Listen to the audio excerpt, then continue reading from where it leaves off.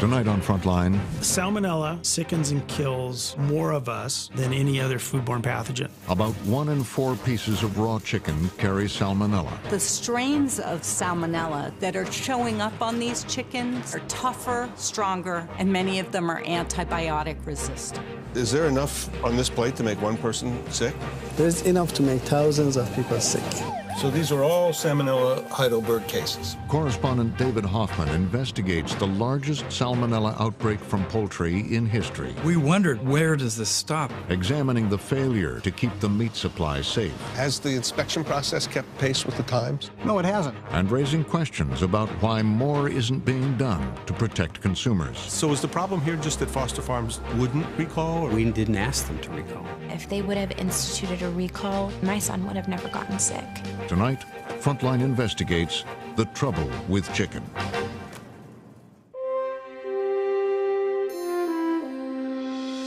Frontline is made possible by viewers like you. Thank you. And by the Corporation for Public Broadcasting. Major support for Frontline is provided by the John D. and Catherine T. MacArthur Foundation, committed to building a more just, verdant, and peaceful world. More information is available at macfound.org. Additional support is provided by the Park Foundation, dedicated to heightening public awareness of critical issues. The Ford Foundation, working with visionaries on the front lines of social change worldwide at fordfoundation.org. The Wincote Foundation, and by the Frontline Journalism Fund, with major support from John and Joanne Hagler, and additional support from Laura DeBonis. Major support for this program is provided by the Candida Fund. Corporate funding for Frontline is provided by... Whether it's discovering an aspirin a day can prevent heart attacks worldwide, or creating cells that regenerate new heart muscle, our goal is developing treatments that save lives. Brigham and Women's Hospital.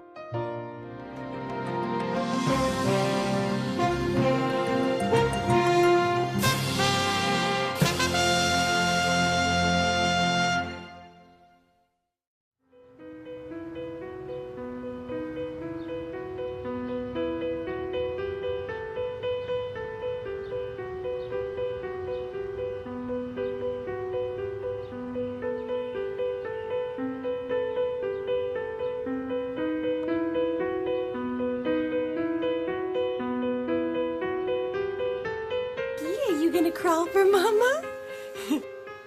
Noah was kind of a little bit of a surprise. Look at you scooting around. We had him in 2012. He was the happiest baby that you would have ever seen. He just would warm up to anybody the second he would meet them and smile and play with them. It was October 2013. Amanda and James Creighton were raising their 3 children in the western suburbs of Phoenix, when suddenly, 18-month-old Noah got sick. We were all sitting down to dinner, and I spoon-fed him a bite of, what we were eating. And I turned my head, and he is just throwing up. And my husband hopped up and took his temperature, and it was 103.5. The fever persisted for weeks, but doctors couldn't figure out what was causing it.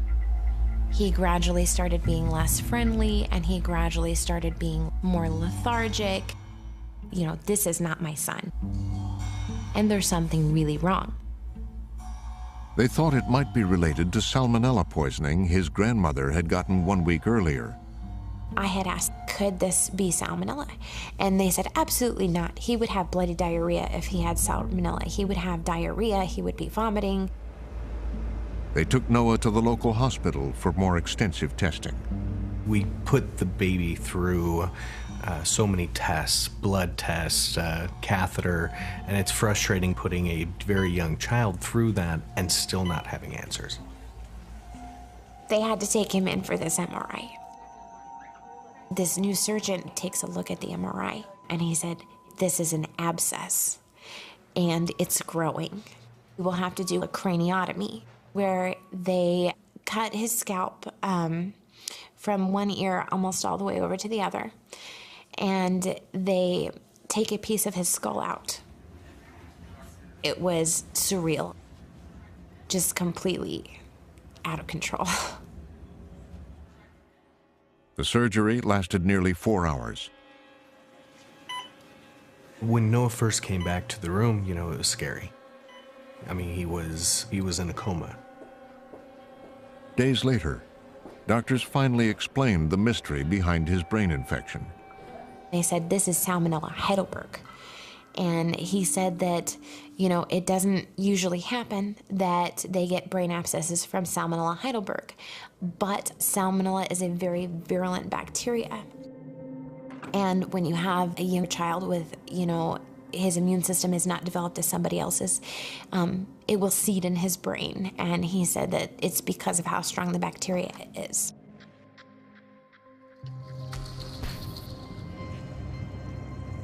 Correspondent David Hoffman came across Noah Creighton's story while investigating dangerous new bacterial threats.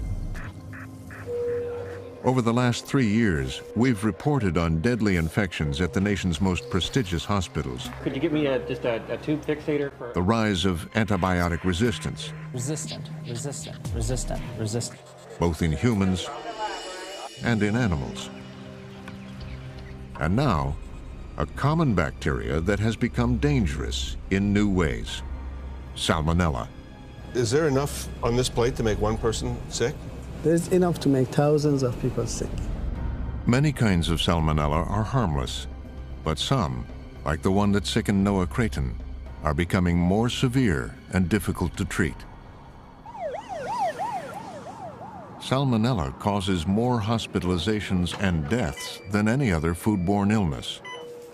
It's found on a wide variety of food and sickens more than 1 million Americans every year, about 200,000 from contaminated poultry. Poultry products carry salmonella more than most other products. And the strains of salmonella that are showing up on these chickens aren't the ones our grandmother knew about. They are tougher, stronger, and many of them are antibiotic resistant. The story of how Noah Creighton got so sick from salmonella actually starts more than a decade ago, here in Portland, Oregon, 1,000 miles from where Noah lives. It's part of the outbreak investigation. It was the summer of 2004 when Oregon health officials noticed that patients were showing up in hospitals with a particularly virulent strain of salmonella. How many cases we have had? It was a strain they didn't know much about. That may be the first phone call that we made. Okay, we do. We started looking at cases of Salmonella Heidelberg, and it was a particular pattern that we were very interested in. Emilio DeBess investigates foodborne outbreaks for the Oregon Health Department. He and his small team keep a close eye on reports from local hospitals, tracking trends in food poisonings, trying to identify the food source that made people sick. Is it hard to track these things down? It's difficult to try to figure out how outbreaks happen. Many leads go nowhere. Most investigations are never solved. But as cases of Salmonella Heidelberg began to build in 2004, one of the victims gave DeBess an important lead. And she kind of walked me through her day. And she says, you know, at about 10 o'clock on Thursday mornings, I usually go to a store and buy chicken. So I talked to my research assistant. I said, let's go to a store. And she goes, why? I said, let's just go to a store. DeBess wanted to see if the same salmonella strain that had sickened the victim was on chicken in the store. So we drove out to the store, and I remember looking at all the chicken and thinking, boy, if I find Salmonella Heidelberg in this chicken, it's going to be huge. And then I thought, well, what's the likelihood? It's been 3 weeks. So I just said, well, I'm just going to pick one here and pick one there and pick another one there. It's finding a needle in a haystack, right? It's just nearly impossible. 3 days later, we got a phone call from the lab saying, your chicken is positive. And not only positive, but positive for the exact same strain of salmonella that was in the patient. You know, I said, wow, was that a coincidence? What's the likelihood of that? Hi, my name is Dr. DeBess. I work for the State of Oregon Department of Health. Interviews with other victims revealed that many had eaten the same brand of chicken that DeBess had brought back from the store. For him, it confirmed that the Salmonella Heidelberg was coming from one company, Foster Farms, the largest poultry producer on the West Coast. And it wasn't just Oregon.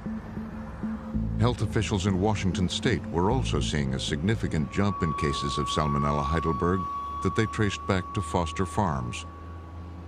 After a while, we started calling this molecular pattern, this DNA fingerprint, if you will, the Foster Farms pattern, because it was so tightly associated with people who were eating chicken from Foster Farms.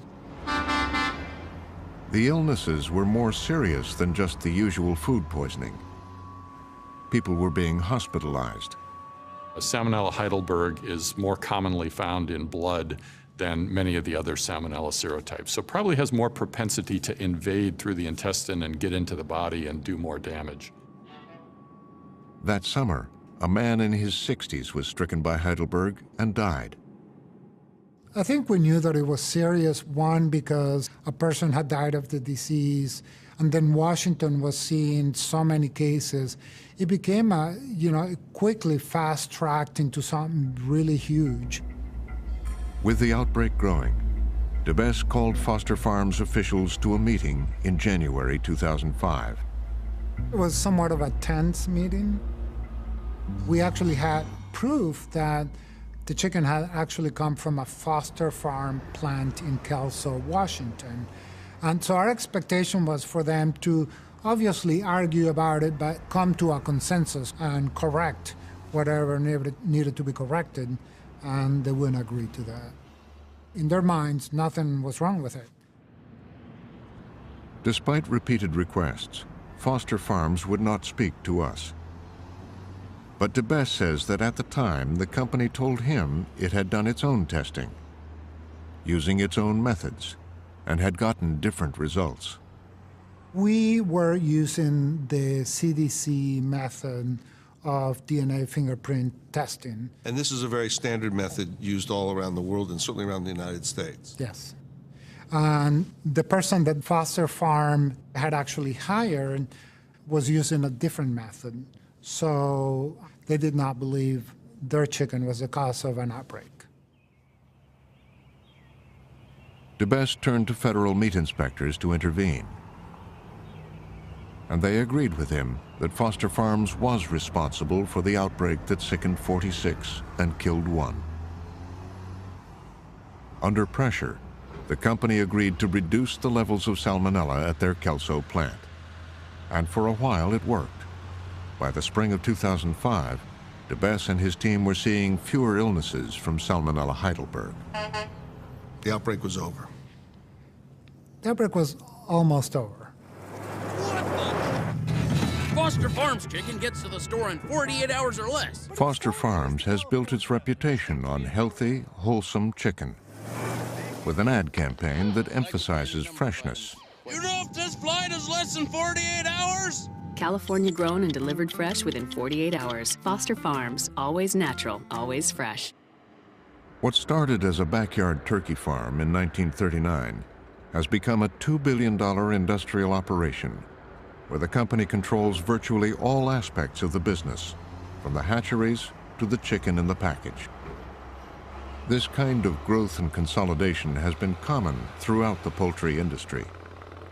One of the things that's happened in the United States around food and food production is that it has gotten a lot bigger and more industrial. So whereas 50 years ago we might have seen outbreaks that happen, they would be relatively local.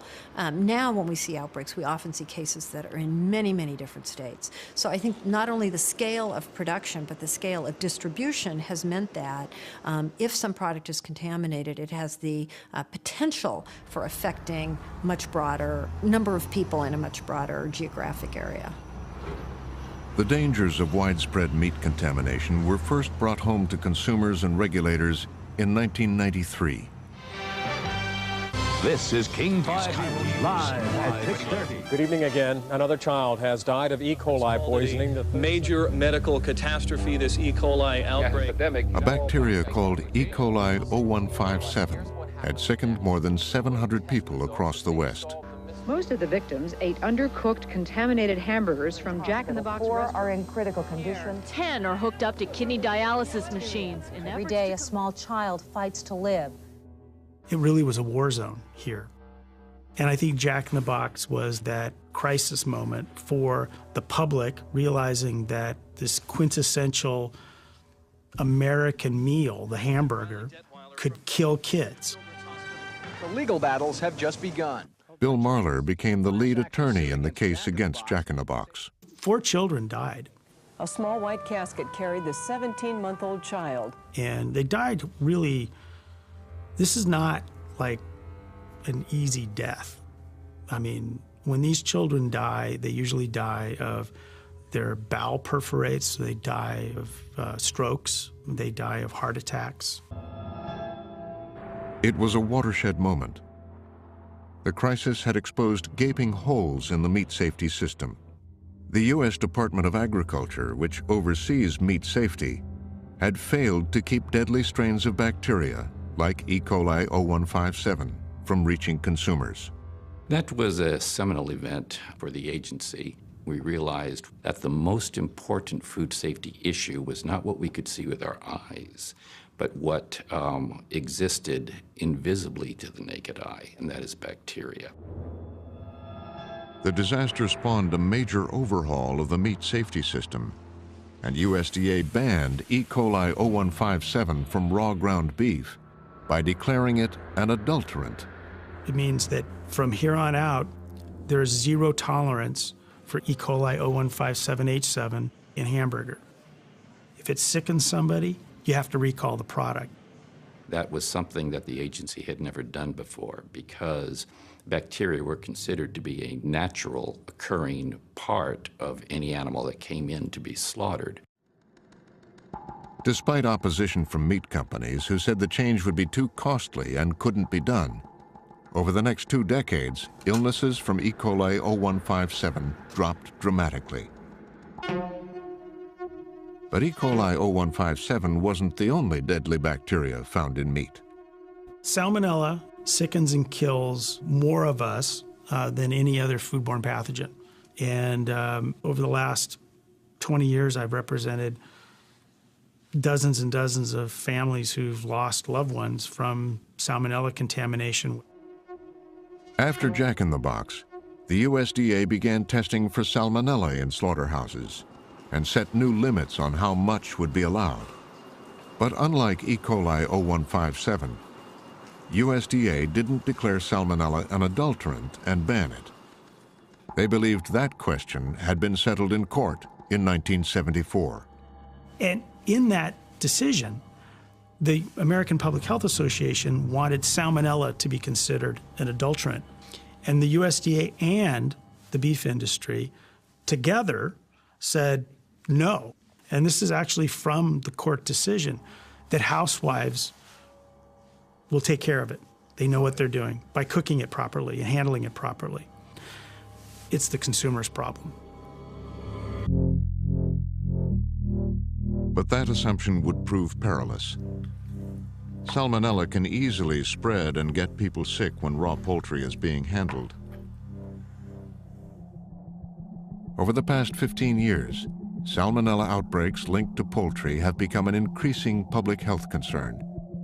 Between 1998 and 2012, chicken and turkey have been associated with 278 salmonella outbreaks in at least 41 states. One of the biggest started in Arkansas in 2011 at Cargill. Hey David, I'm Shane Acosta with Cargill. Welcome Great. to the Springdale Complex. Now, does that need to be adjusted? Feels good. Cargill was the only poultry company that would allow us to visit parts of their production facilities. So we could stop here in the middle and get an overall view of the area. Here at its Springdale plant, the company processes 48,000 turkeys a day. Is our marinated tender production. Like other meat companies, Cargill has had a history of foodborne outbreaks, but nothing like the crisis it faced in 2011. This meat packaging plant in Springdale, Arkansas, could be responsible for a nationwide outbreak of salmonella that's killed one person and sickened 77 others. Cargill Foods has launched one of the largest meat recalls in U.S. history. It covers 36 million pounds of ground turkey. The decision to recall the ground turkey was recommended by Cargill Vice President Mike Robach. Is it painful for a company to do that? It's very painful for a company to do that. It's not a decision taken lightly. It was clear to us that there was an association with a number of those illnesses with our product. Cargill had known for months that it was having problems with salmonella. When we saw increases in levels of salmonella in our product, we kind of looked at it and said, oh, you know, that's kind of a seasonal thing, and it came up and it went down, and I think at the end of the day, we weren't taking appropriate action. The failure to act allowed millions of pounds of ground turkey to leave the Springdale plant, and much of it was known to carry high levels of salmonella. As a result, 136 people were sickened, and 1 died. And it all happened under the watch of USDA's inspection arm, the Food Safety and Inspection Service, FSIS, which has inspectors in every slaughterhouse in the country. Has the inspection process kept pace with the times?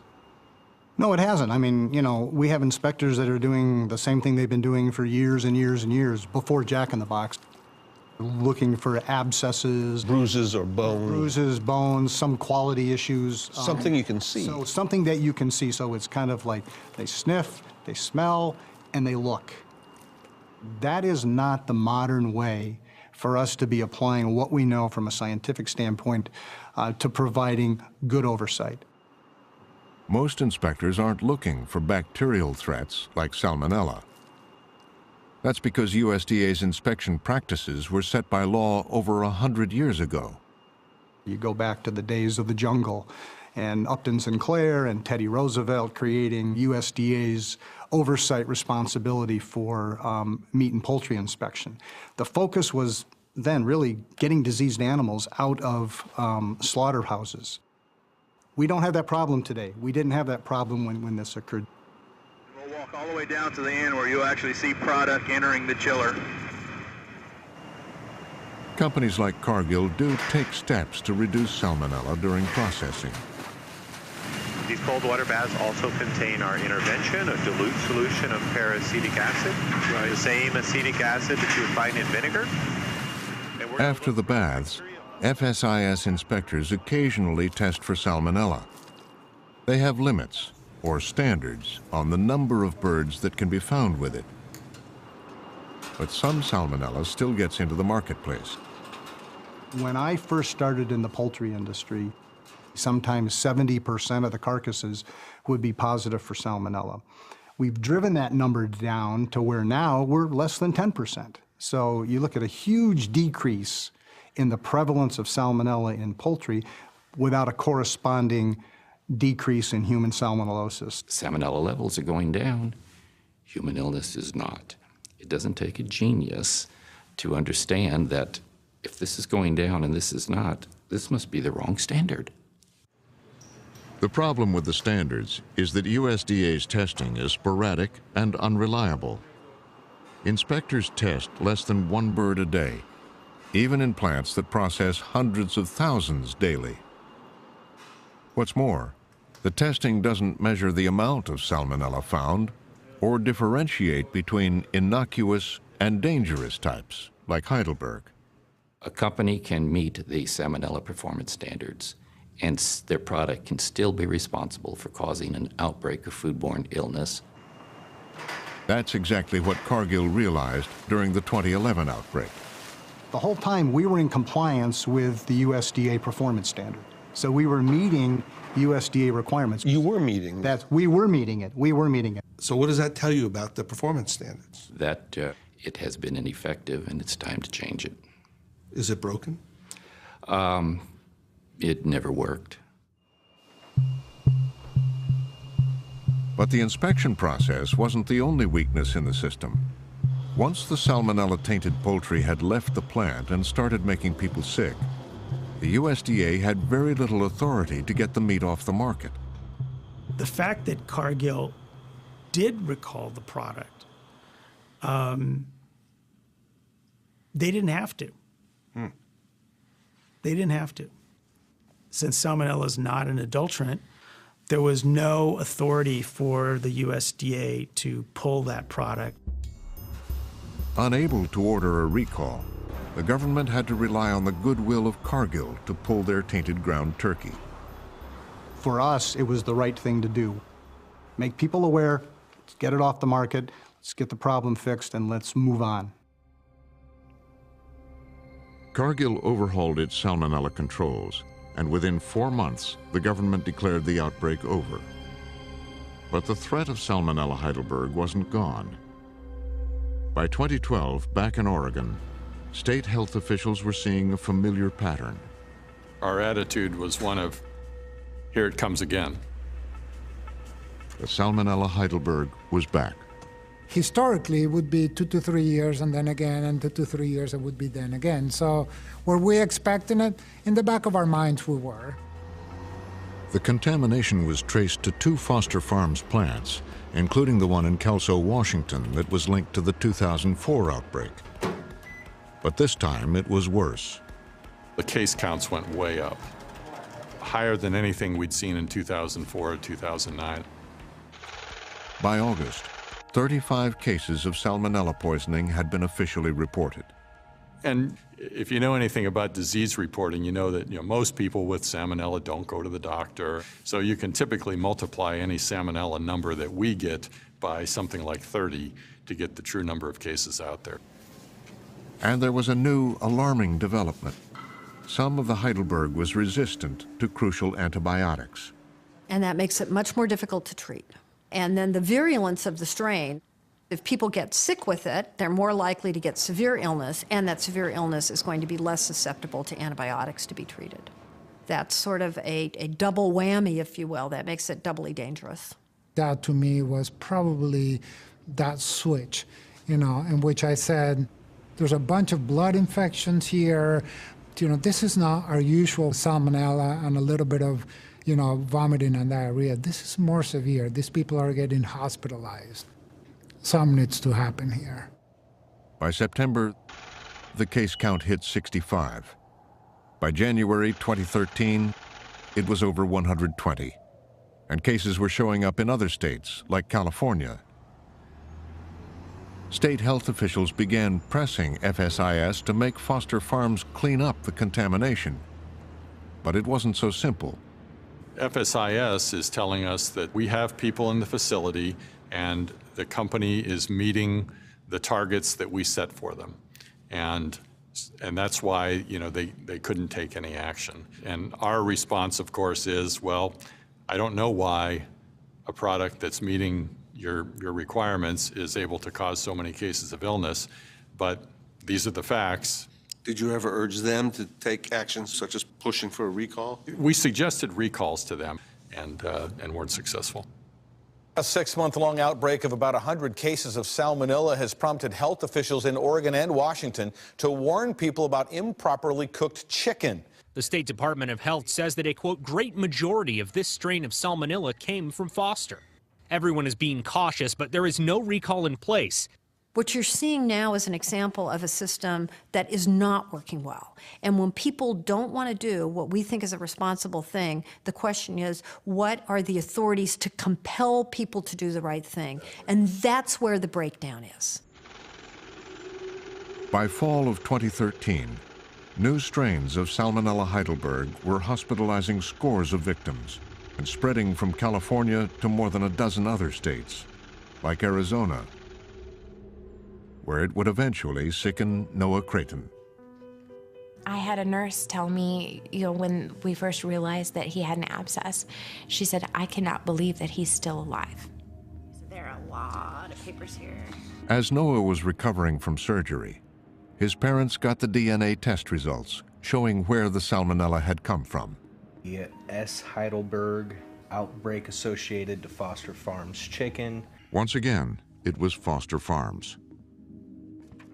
Though Noah is getting better, the Creightons claim that his nightmare could have been avoided, and they're pursuing legal action against the company. Foster Farms were well aware of this chicken potentially making people sick long before October. So if they would have instituted a recall in the beginning when people started getting sick early in the year, then my son would have never gotten this. My son would have never gotten sick. Still, Foster Farms has not recalled any chicken. The poultry company says its products are safe to eat if properly handled and fully cooked. With no recall in place and people continuing to get sick, officials at the CDC in Atlanta were on full alert. Currently, at this point, ORPB is following 25 different illness clusters, 1 E. coli, 1 Listeria, 1 Campylobacter, and 22 Salmonella. So that's sort of our snapshot for the last week. They track foodborne illnesses nationally and see outbreaks every week. That brings us to our first investigation of the day. But this one was far more troubling. This outbreak put a lot of people in the hospital with severe illness. Nearly 40% were hospitalized, which is almost twice what we expect in the usual Salmonella outbreak. So these are all Salmonella Heidelberg cases. Each little line is a Salmonella Heidelberg that has been sent in from state health departments. What had started as a trickle of cases cascaded into a stream of illnesses. We wondered, where does this stop? How many are there going to be? This was really taking us into new territory. They turned to investigators at FSIS. We'll have to analyze those trends. Dr. David Goldman is the point person for FSIS on foodborne outbreaks. The interviews of the patients told us repeatedly it's Foster Farms predominantly, not in every case, but most of them mentioned Foster Farms. I think about 80% said that. What was confounding was that Foster Farms had been meeting the Salmonella standards in 4 plants that were suspected of causing the outbreak. I think Foster Farms had passed all of their sets in terms of the performance standards we had for whole chickens. So in plain language, Foster Farms had been performing according to our expectations. The agency's own internal data show that government inspectors failed to find any sign of Salmonella inside these 4 Foster Farms production plants between 2010 and early 2013. More than 500 samples had been taken. Not one was positive for Salmonella. And yet people were still being sickened.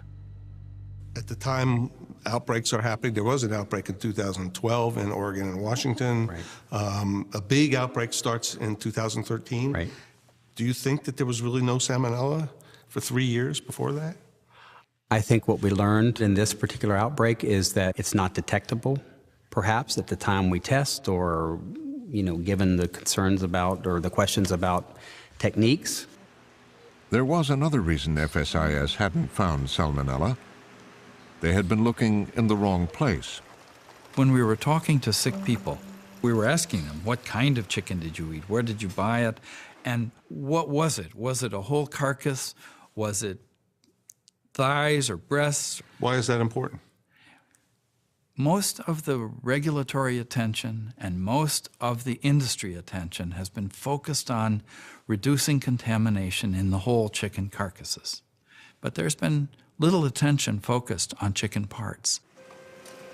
And that was a huge problem, because 80% of the chicken sold today has been cut into parts, a process that can release Salmonella buried in the skin. Yet FSIS had never set limits for Salmonella on chicken parts. So what you're telling me is the government has not tried to reduce the amount of Salmonella on chicken breasts and chicken legs like the kind I buy. The effort has been focused in the industry and in the government regulations on the whole chicken carcasses. But FSIS had recently done research showing that about 1 in 4 chicken parts nationally were actually contaminated with Salmonella. So they quickly began testing the chicken parts from Foster Farms. When we sampled the Foster Farms plants, in 3 of them we found roughly 25% of chicken parts, maybe slightly higher, had Salmonella. So in the middle of the outbreak, it's building steam. Yes. And you do more sampling Yes. of chicken parts. That's right. With under Foster Farms. Right. And you find that 1 in 4 pieces of chicken are contaminated. With salmonella, predominantly Salmonella Heidelberg, and more than that, most of them had the outbreak strains. So we had very convincing evidence to us that this plant was, or these plants, 3 of the 4, were producing products that had Salmonella Heidelberg, and many of which, most of which, contain the outbreak strain. So you get this pretty convincing evidence. Why not a recall? Because at that point, none of those samples were linked directly to somebody getting sick. What they needed to find was a victim that still had an unopened package of chicken with the exact same strain of salmonella that had sickened them. Nearly an impossible task. We were missing that straight line, that direct line of evidence that would have made it possible for us to request a recall. Soon, they thought they'd found it in San Jose, California. In September 2013, Rick Schiller came down with a bad case of food poisoning, and then one night woke up in real trouble. We go to bed about 3 o'clock in the morning. I move just a little bit and it's such unbearable pain. And I pull the covers back. My right leg is about 2 to 3 times the normal size. It's like a balloon about to pop. And my fiance freaked out. And I'm literally just screaming out. And she says, "What do you want me to do?" And I said, "Just get ready and get to the car." It's the most excruciating pain I've ever had in my life. Doctors immediately tried to relieve pressure by removing fluid from his knee. And when she pulled on the syringe, just filled with like meat, a meat type substance. And she says, "Something's seriously not right here." While lying in his hospital bed, Schiller got a call. And it happens to be my regular doctor. And he says, "Do you realize you have salmonella poisoning?" The salmonella had triggered a severe reaction in Schiller's knee, and DNA testing confirmed it was one of several strains of salmonella coming from Foster Farms. In time, the company would reach a settlement with Schiller. But it was after he went home and recovered that Schiller's case took on special significance. A health official contacted him to find out where he buys his chicken. His credit card showed that he'd been to the supermarket just before getting sick, where he'd purchased 2 packs of Foster Farms chicken. She said, "Did you consume both?" And I said, "I didn't consume both." And she said, "Well, what happened to the other pack?" And I said, "It's in my freezer." It seemed to be the breakthrough FSIS had been hoping for. If the pack in the freezer had the exact same strain of salmonella that sickened Schiller, it would be the direct evidence FSIS needed to request a recall. But when they tested it, in this case, it didn't quite match. Yes, it was produced from the plant and was associated with this outbreak, but it was a different strain. So this is one where we thought we were close, and it didn't pan out. The unopened package in the possession of someone who's gotten sick is called the gold standard. It's the undeniable proof that the contamination didn't happen in the consumer's home. In this case, it's ridiculous. You have people all over 26 states who are getting sick from the same product. You didn't need that level of proof. instead of requesting a recall, FSIS issued a public health alert about the trouble with Foster Farms chicken. And with the crisis spreading, the agency demanded that the company devise a plan to reduce its salmonella levels, or it would pull its inspectors. I just wonder at this time, here we are in the fall, there are hundreds of people getting ill. The hospitalization rate is nearly twice normal, but this stuff is still being sold. People are buying it. Right. Is that the way it should be?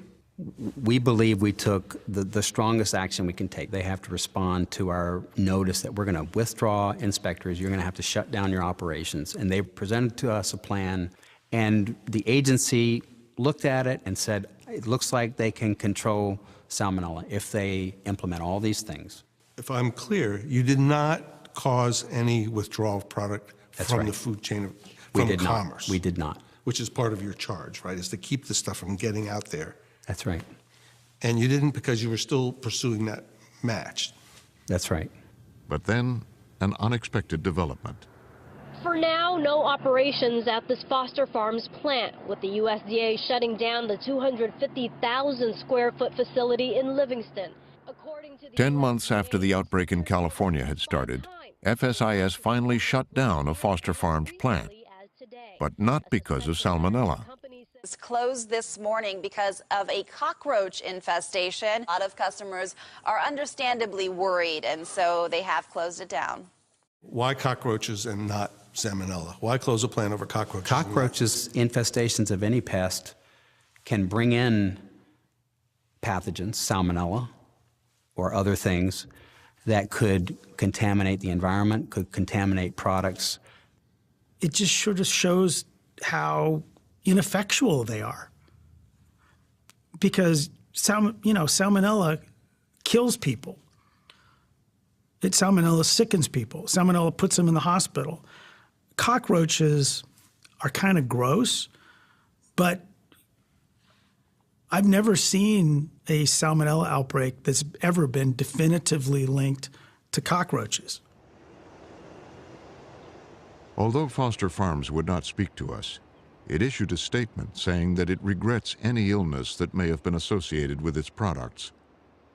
It has invested $75 million in its facilities and says its salmonella levels are now significantly below those of other companies. Foster Farms could say, but we're following the law, which they are. We have our USDA inspectors in here, and we are not selling any product that is not allowed in the United States, and they would be correct. So the gap really is, in my mind, when we identify a product such as the Foster Farms chicken, which has caused now multi-state outbreak going over months on end. More than a year. Right, with a large number of cases and hospitalization, that there hasn't been a more active response to this particular outbreak. We obtained FSIS enforcement records for Foster Farms over the past decade. There's some documents that we found in our research that said that Foster Farms... After the 2004 outbreak in Oregon, FSIS sent Foster Farms a warning letter, noting that the company had failed to effectively control salmonella and that its hazard control plan didn't even list salmonella as a health threat to worry about.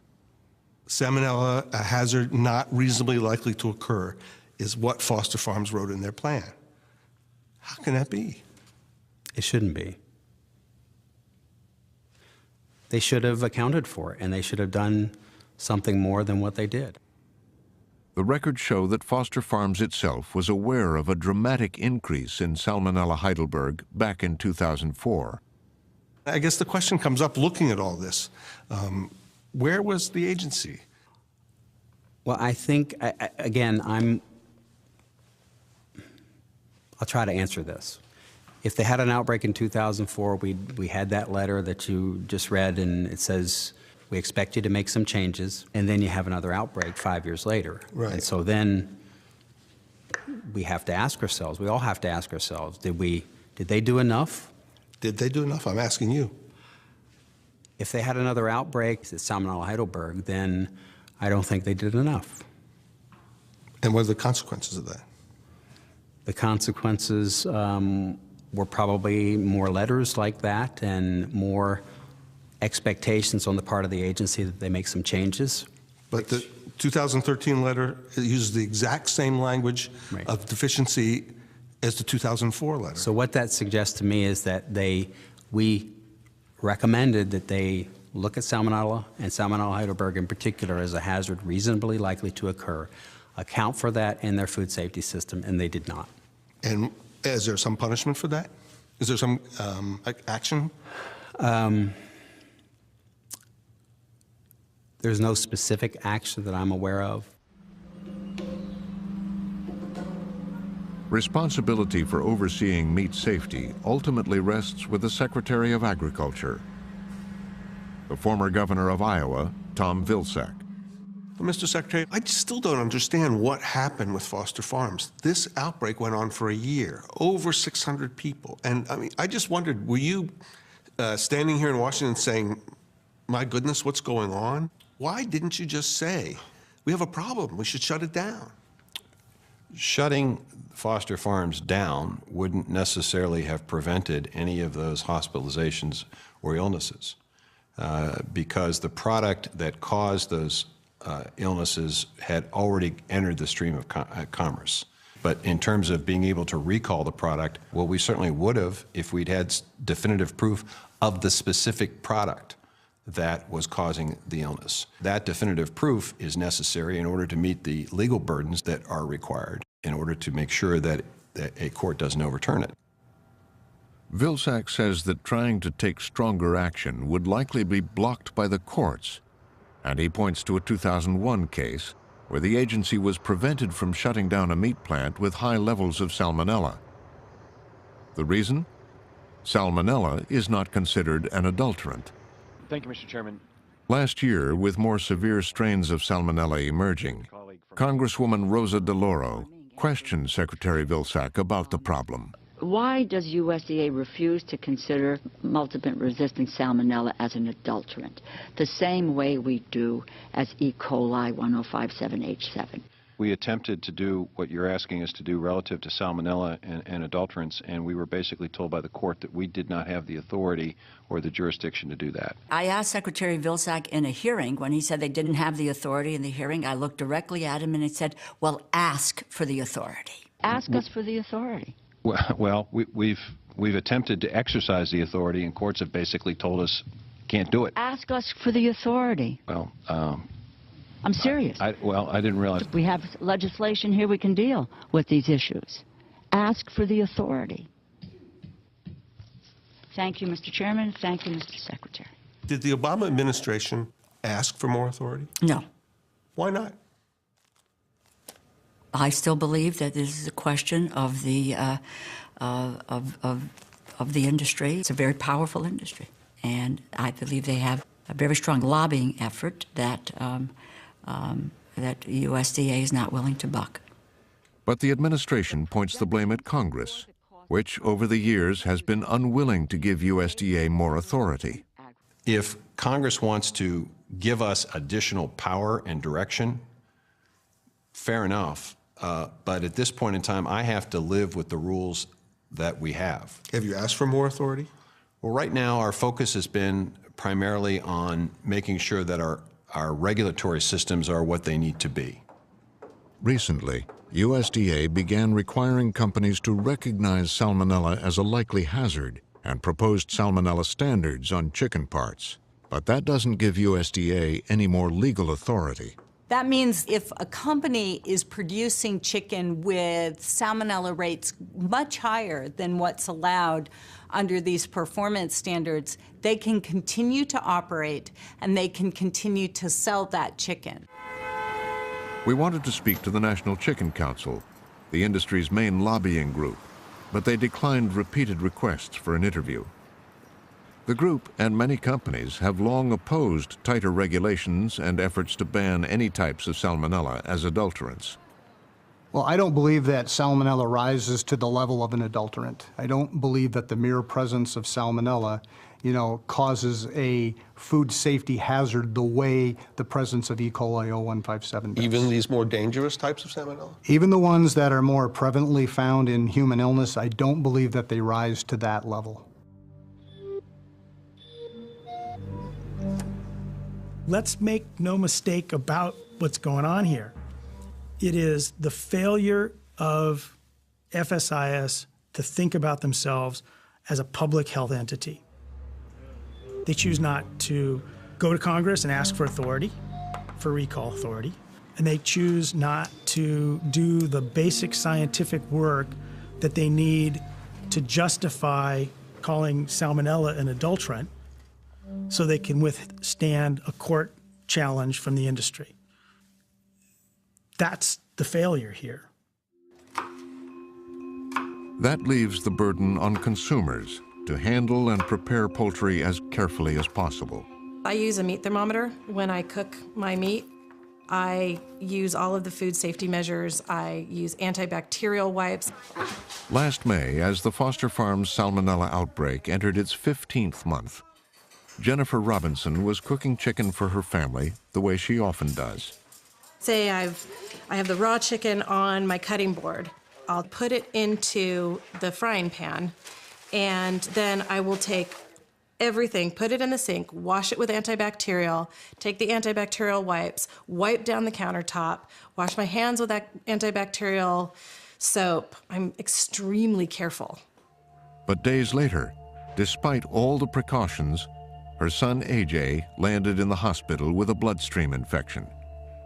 It's very scary when your child is sick and you don't know what's going to happen. And it's scary when a doctor says we don't know what kind of bacteria this is. Testing would show it was Salmonella Heidelberg, and it matched the Foster Farms pattern. AJ ultimately recovered, but his case would be the turning point in the investigation, because in a freezer in the family's garage, Jennifer Robinson had what FSIS had been hunting for since the outbreak began: an unopened package of Foster Farms chicken with the exact strain of Salmonella Heidelberg that had sickened her son. FSIS had finally found the direct evidence it needed.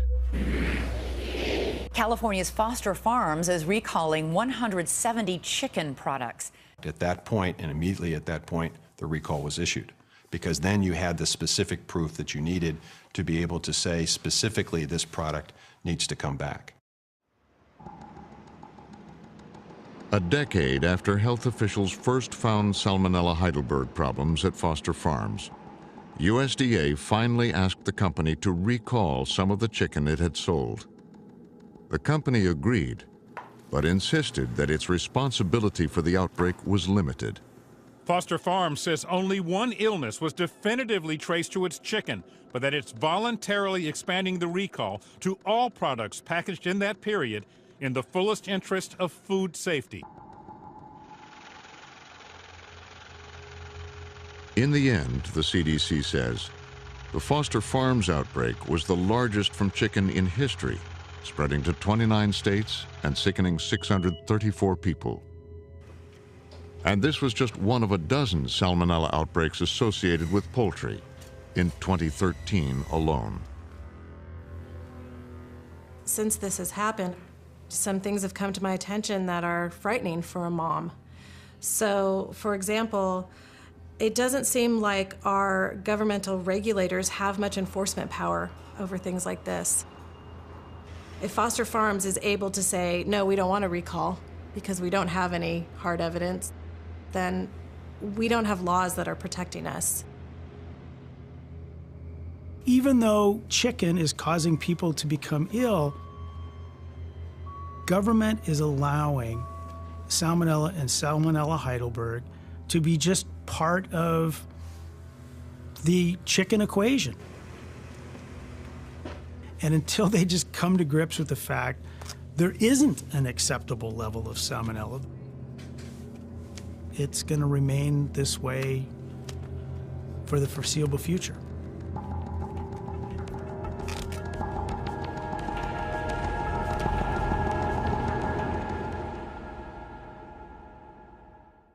Go to pbs.org/frontline for more on the trouble with chicken. The strains of Salmonella are tougher, stronger, and many of them are antibiotic resistant.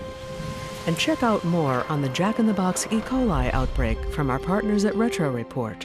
Jack in the Box was a wake-up call to many. It changed consumers' perceptions, and it absolutely changed the behaviors of the industry. Then connect to the Frontline community.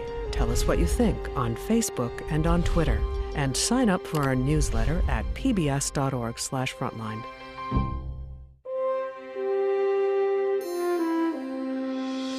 Frontline is made possible by viewers like you. Thank you.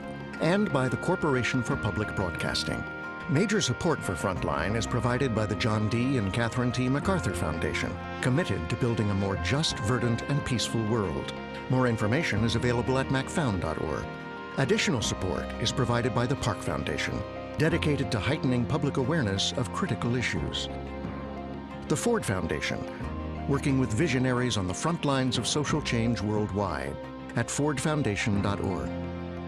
The Wincote Foundation, and by the Frontline Journalism Fund, with major support from John and Joanne Hagler. and additional support from Laura DeBonis. Major support for this program is provided by the Candida Fund. Corporate funding for Frontline is provided by Brigham and Women's Hospital.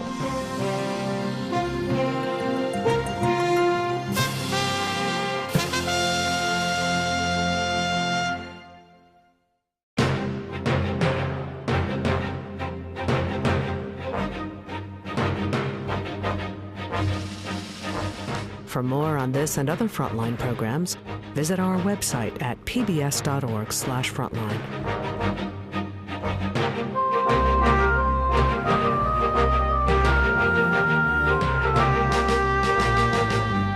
Frontline's The Trouble with Chicken is available on DVD. To order, visit shoppbs.org or call 1-800-PLAY-PBS. Frontline is also available for download on iTunes.